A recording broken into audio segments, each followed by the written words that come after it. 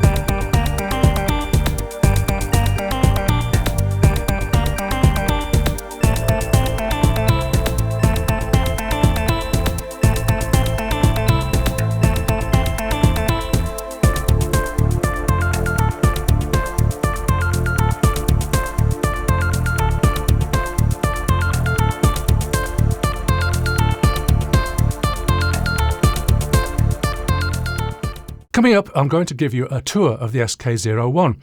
Then I'll take a few measurements, and lastly, we'll hear what it sounds like. The first thing I'd have to wonder about the Fosi Audio SK01 is, do I need it? For anything? Okay, it's a headphone amplifier. For myself, I don't have any equipment that should have a headphone output that doesn't have a headphone output. Oh, yes I do. I have an Amazon Fire Stick that has an HDMI output. Now, if I were a normal person, I'd connect that to my TV, which does have a headphone output. But I don't do that.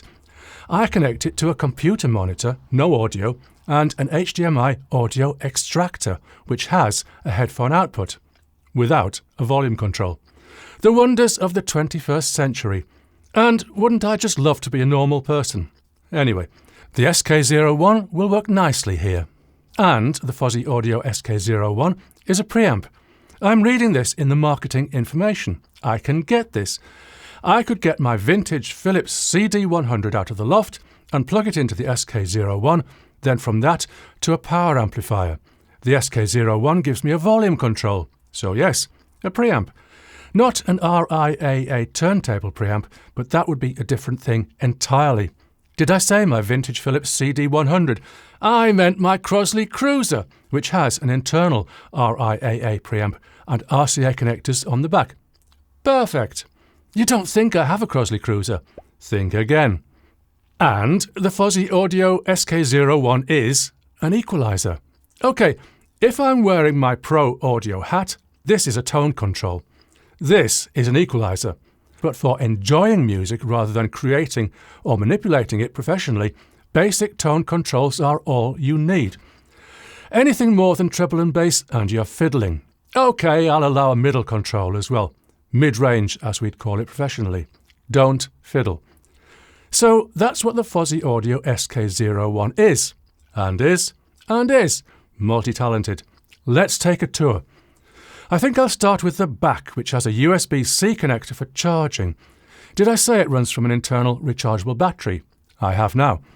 It will also run when connected to power, which I know from my experience some devices don't. There's a line in on a mini jack connector.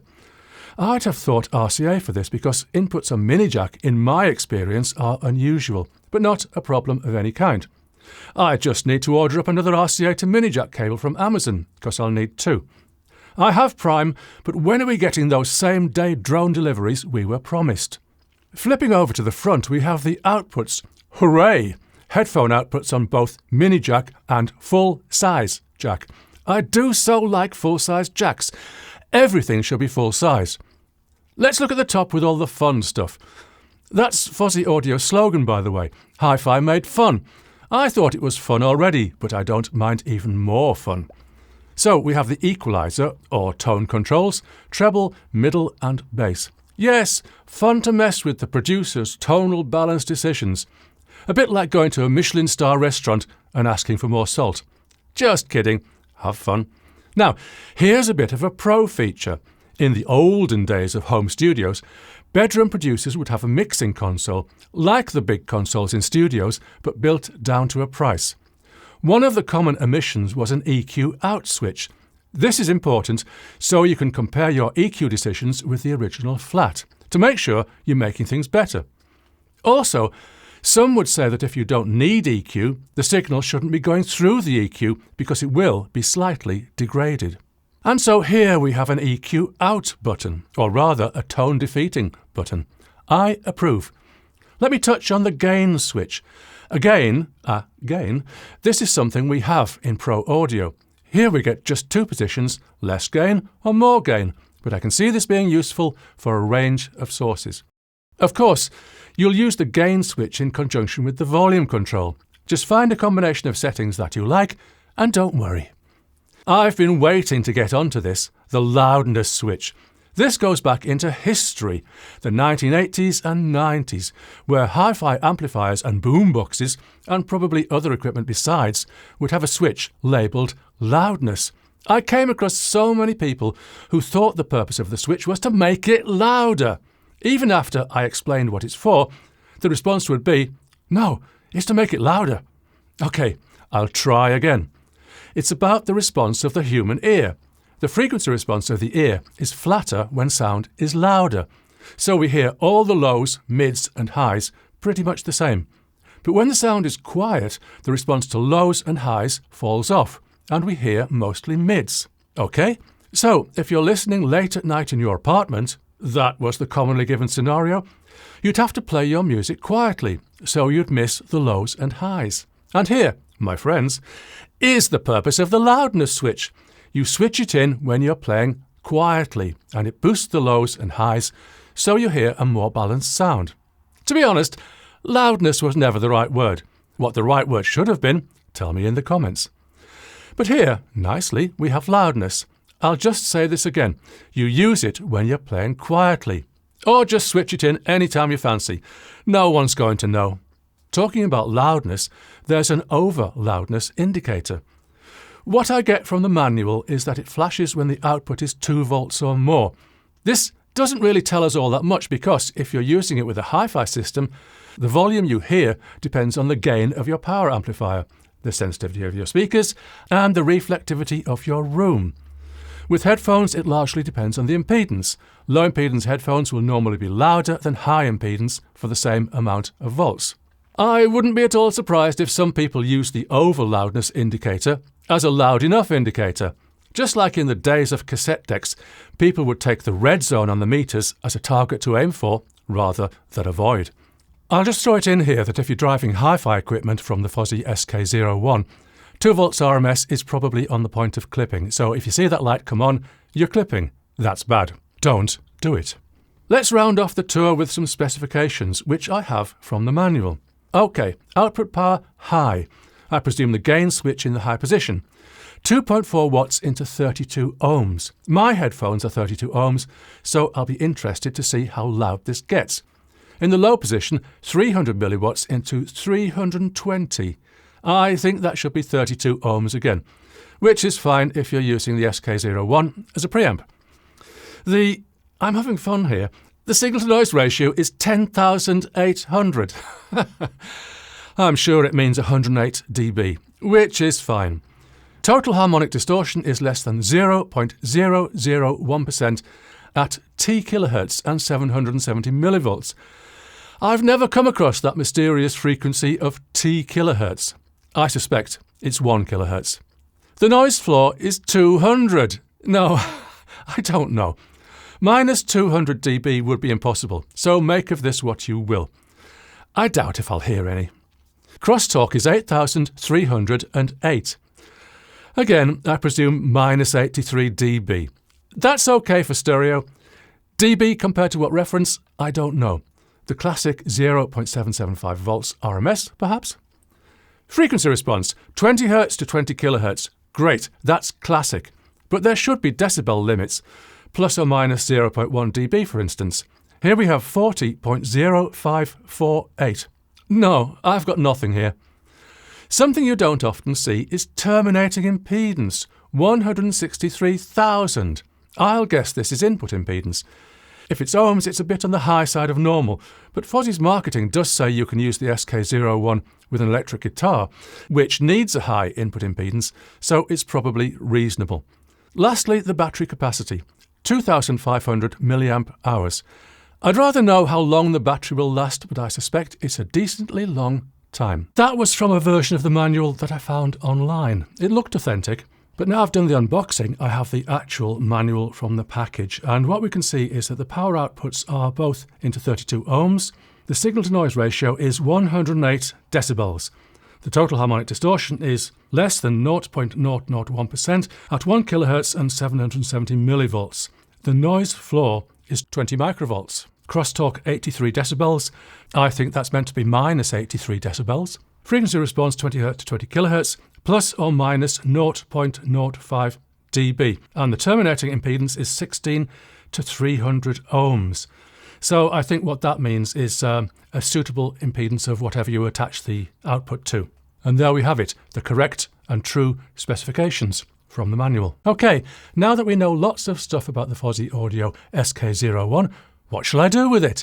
Well, I'm just going to have a quick measure of the impedance of the headphone output, just roughly with my oscilloscope. Here's one I made earlier. I make it around 10 ohms, which is lowish, but not the lowest of the low. Lower, by the way, is better.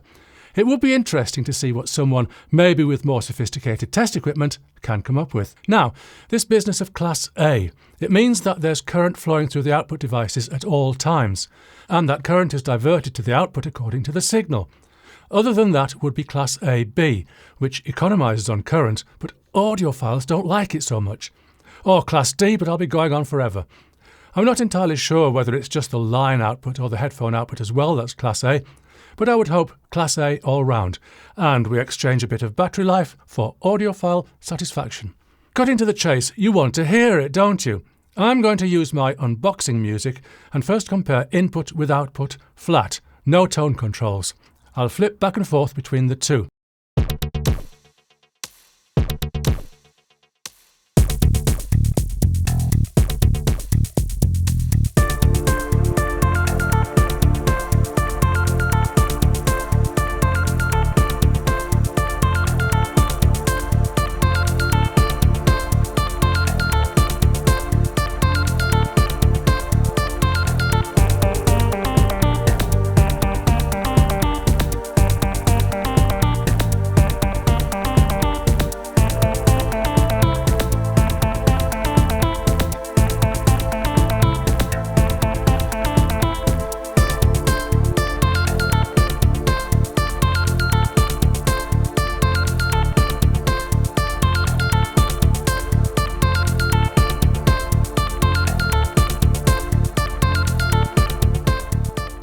Come on, you didn't hear any difference, did you? And of course, A, that's the way things should be, and B, would you anyway through YouTube's audio mangling system? It's worth a try though, and, for the record, I didn't hear any difference listening to the SK01 itself. What about the tone controls? Well, we need a demonstration, don't we? Here goes.